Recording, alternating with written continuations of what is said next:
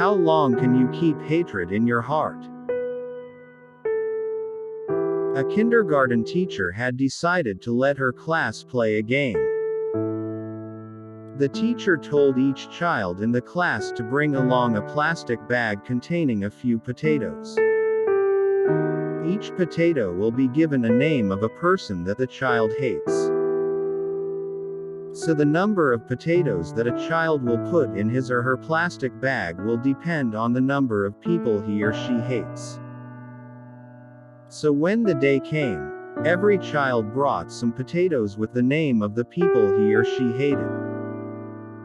Some had 2 potatoes, some 3, while some up to 5 potatoes. The teacher then told the children to carry the potatoes in the plastic bag with them wherever they go for 1 week. Days after days passed, and the children started to complain due to the unpleasant smell let out by the rotten potatoes. Besides, those having 5 potatoes also had to carry heavier bags. After 1 week, the children were relieved because the game had finally ended. The teacher asked, "How did you feel while carrying the potatoes with you for 1 week?" The children let out their frustrations and started complaining of the trouble that they had to go through. Having to carry the heavy and smelly potatoes wherever they go. Then the teacher told them the hidden meaning behind the game. The teacher said, "This is exactly the situation when you carry your hatred for somebody inside your heart. The stench of hatred will contaminate your heart and you will carry it with you wherever you go. If you cannot tolerate the smell of rotten potatoes for just 1 week, can you imagine what is it like to have the stench of hatred in your heart for your lifetime?"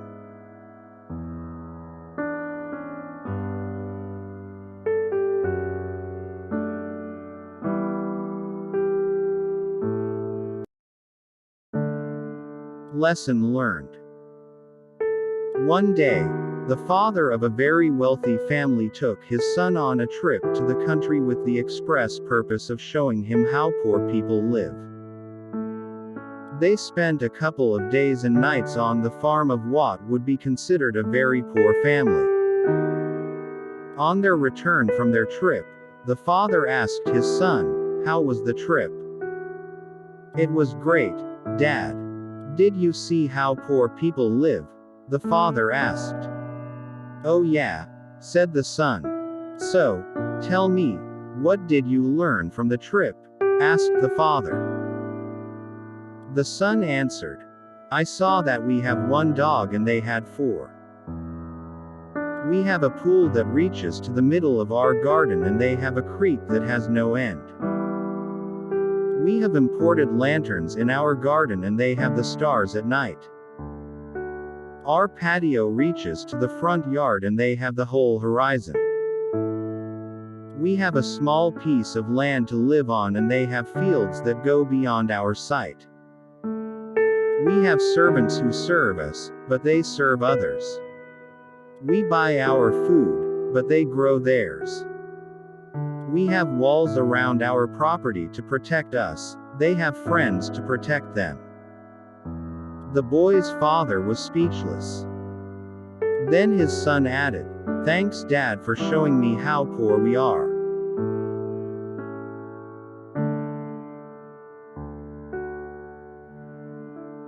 Struggles of our life. Once upon a time, a daughter complained to her father that her life was miserable and that she didn't know how she was going to make it. She was tired of fighting and struggling all the time. It seemed just as one problem was solved, another one soon followed. Her father, a chef, took her to the kitchen. He filled 3 pots with water and placed each on a high fire. Once the 3 pots began to boil, he placed potatoes in 1 pot, eggs in the 2nd pot and ground coffee beans in the 3rd pot. He then let them sit and boil, without saying a word to his daughter. The daughter, moaned and impatiently waited, wondering what he was doing. After 20 minutes he turned off the burners. He took the potatoes out of the pot and placed them in a bowl. He pulled the eggs out and placed them in a bowl. He then ladled the coffee out and placed it in a cup. Turning to her, he asked, "Daughter, what do you see?" "Potatoes, eggs and coffee," she hastily replied.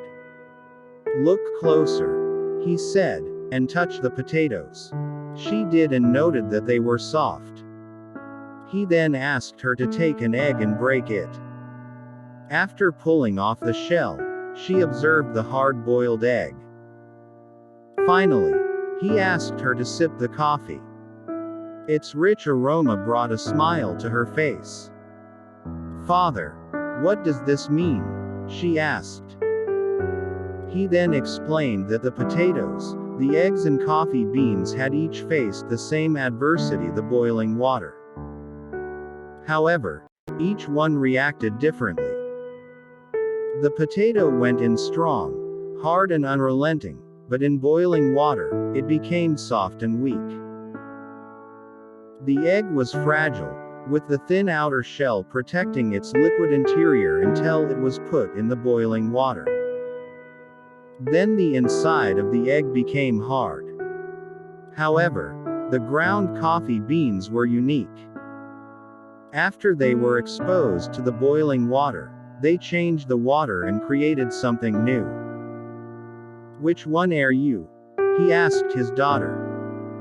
"When adversity knocks on your door, how do you respond? Are you a potato, an egg, or a coffee bean?"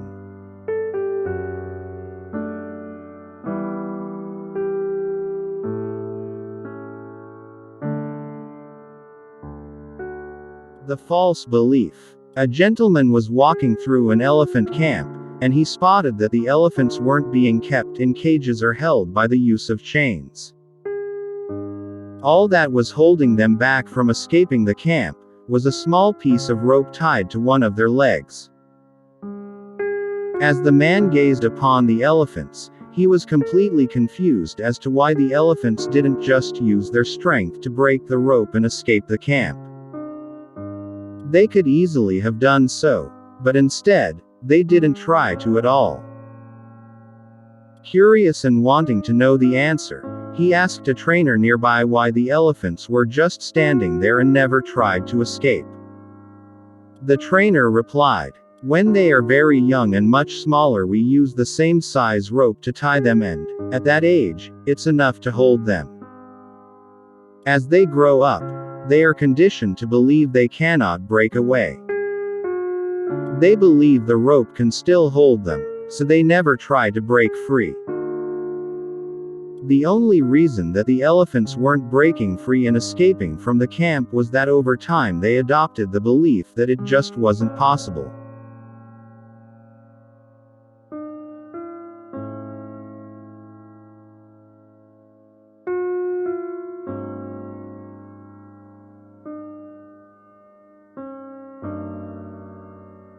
Thinking out of the box. In a small Italian town, hundreds of years ago, a small business owner owed a large sum of money to a loan shark. The loan shark was a very old, unattractive-looking guy that just so happened to fancy the business owner's daughter. He decided to offer the businessman a deal that would completely wipe out the debt he owed him.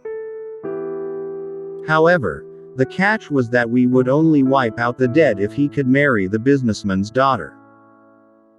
Needless to say, this proposal was met with a look of disgust.